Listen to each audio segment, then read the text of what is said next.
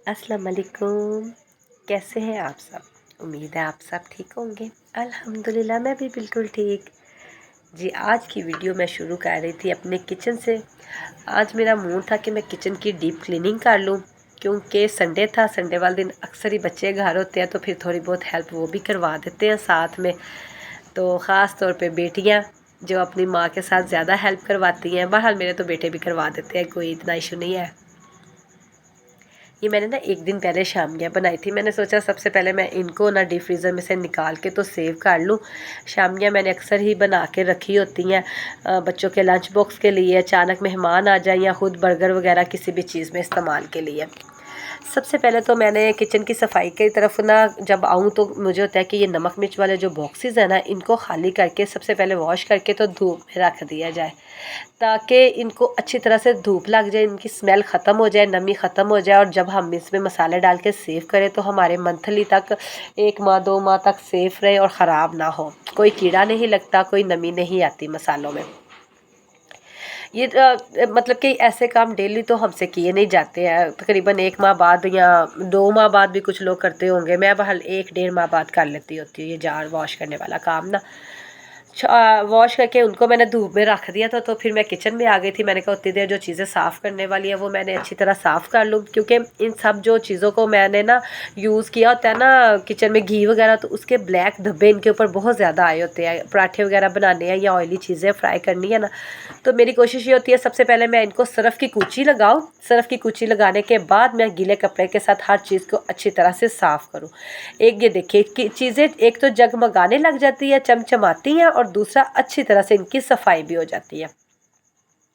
जो चीज़ें तो मैंने खाली करके वॉश करनी थी वो मैंने खाली करके वॉश कर दी थी, जो मैंने वैसे ही साफ़ करके रखनी थी ना, उनको मैंने वैसे ही साफ़ करके रख दिया था। उतनी देर तक मेरे कंटेनर सारे खुश्क होके मेरे पास आ चुके थे, तो मैंने सोचा क्यों ना मसाले सारे इसमें ट्रांसफ़र कर दूँ। जो मसाले कम थे वो मैंने अपने बड़े जार्स में से इसके अंदर ऐड कर दिए थे, और सारी बोतलें भर के मैंने अपने पास सेव कर ली थी। ये देखिए, जो मसाला जात मैं अपने पास सेव करके भी रखती हूँ ना, मतलब कि 6 माह के लिए या 1 साल के लिए भी कुछ चीज़ें होती हैं। मैं ये जो हल्दी वगैरह ये मैं पूरे साल की पिसवा के रखती हूँ सर्दियों में। अब इसका मौसम आ रहा है तो इंशाल्लाह मैं हल्दी सेव करने की पूरी रेसिपी आपके साथ शेयर करूँगी जब मैं अपने लिए सेव करूँगी। तो फिर मैं इनको सबको कंटेनर्स में डाल के रखती हूँ। वैसे शॉपर बैग में नहीं रखती, इस तरह से चीज़ें ख़राब भी होती हैं और ज़ाया भी होती हैं इधर-उधर गिरने की वजह से।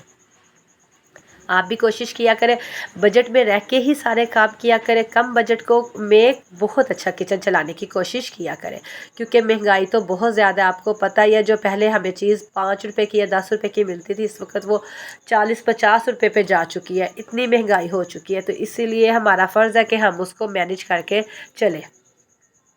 ये लीजिए, ये टोकरी मेरी है बर्तनों वाली, इसमें मैं अपने किचन के जो रूटीन वाइज के बर्तन होते हैं ना, वो सारे सेव करके रखती हूँ। अच्छा, किचन की डीप क्लीनिंग के साथ साथ मैंने बड़ी अच्छी और मज़े की टिप आपके साथ शेयर करनी है, जो कि मुझे बड़ी दूर से मिली थी। तो मैंने कहा क्यों ना मैं अपने सारे गाइस के साथ भी इसको शेयर करूँ। रात मेरे भाई के साथ बात हो रही थी। मेरे भाई सऊदीया में होते हैं, तो उनके साथ मेरी बात हो रही थी ईमो पे। तो उन्होंने मुझे बताया, मैंने बताया कि भाई इस तरह से मेरे बेटे को ना चोट लग गई है हाथ पे। तो उन्होंने मुझे, मैंने कहा इसको पेन बहुत ज़्यादा हो रही है, तो उन्होंने मुझे बताया कि आप इस तरह से ना इसका हैंड वॉश करो। तो अगर आप इसका हैंड वॉश करोगी तो इसका हैंड ना काफ़ी जल्दी ठीक हो जाएगा। तो मैंने कहा अच्छा वाक़ई कहते हैं, हाँ वाक़ई इसका हाथ बड़ी जल्दी ठीक हो जाएगा। तो फिर मैंने ना इसको रात करके ये सोई हूँ। तो अल्हम्दुलिल्लाह सुबह मेरा बेटा उठा तो उसने खुद ही मुझे क्या कहता, मामा मुझे दर्द का काफ़ी ज़्यादा फ़र्क आ चुका है, मेरा हाथ भी अब ना मूवमेंट कर रहा है। रात मेरा हाथ मूवमेंट ही नहीं कर रहा था। मैंने कहा अच्छा वाह, ये तो बड़ी अच्छी बात है। तो फिर मैंने सोचा कि सुबह मैं एक दफ़ा ना नाश्ते के बाद 12-1 बजे फ़ारिग होके फिर से आपका बेटा कर दूँगी। तो अब मैं करने लगी थी, तो मैंने कहा क्यों ना कि मैं आपके साथ भी इस बात को शेयर करूं। ये देखिए, मेरे बेटे के हाथ में ना थोड़ी थोड़ी सी स्वेलिंग भी हुई है। तो मैंने ये ना 2 गिलास पानी लिया और इसको नीम गर्म कर लिया। नीम गर्म करने के बाद मैंने इसमें नमक और सरसों का ऑयल डाल दिया था। सरसों का ऑयल डालने के बाद आप इसमें थोड़ी सी फटकरी भी डाल सकते हैं। मेरे पास अवेलेबल नहीं थी तो इसलिए मैंने नहीं डाली थी। ये पानी मैंने रात को बनाया था। इस तरह से मैंने इसको अच्छी तरह से नीम गर्म पानी के साथ ना वॉश किया था, यानी कि टकोर की थी मैंने इसकी।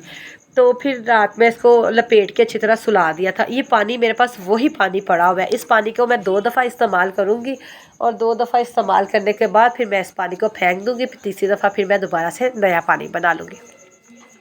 ये देखिए तकरीबन ना 10 मिनट मैंने ना इसी तरह से इसकी मसाज की थी और 10 मिनट के बाद मैंने उसको साफ़ करके और इसी कपड़े को इसके ऊपर हाथ के अच्छी तरह से बांध दिया था, ताकि क्योंकि गर्म पानी हमने लगाया हुआ है ना, तो इसलिए आपने इसके ऊपर कपड़ा अच्छी तरह से मजबूती से बांध देना और हाथ सेफ रहेगा। जब इसकी हीट होगी ना, इसी हीट के साथ ही बच्चे का हाथ ठीक हो जाएगा, दर्द जो है ना बहुत कम हो जाएगी। मेरे बेटे ने कम से कम एक दफ़ा करवाने से ना 50% दर्द का फ़र्क पड़ गया था उसको। अल्हम्दुलिल्लाह, अल्लाह का शुक्र है। आप सब ने मेरे भाई के लिए भी स्पेशली दुआ करनी है कि अल्लाह ताला उसको अपने हिफ्ज़ो ईमान में रखे। वो सऊदीया में होते हैं। बस ये थी आज की हमारी वीडियो। इसी तरह से मैंने अपनी सारी किचन की क्लीनिंग की और फिर बाद में बच्चों को लंच दिया। दोपहर हो चुकी थी, नाश्ते के बाद ही मैं शुरू हुई थी। कम से कम मुझे 2 घंटे लग गए थे और 2 घंटों में अल्हम्दुलिल्लाह बहुत ही अच्छा किचन मेरा साफ़ हो गया था। उम्मीद है आपको मेरी ये वीडियो पसंद आई होगी। अगर तो आपको मेरी ये वीडियो पसंद आई है तो इसको ज़्यादा से ज़्यादा लाइक कीजिएगा, शेयर कीजिएगा, कमेंट्स में अपनी राय ज़रूर दीजिएगा। अल्लाह हाफ़िज़।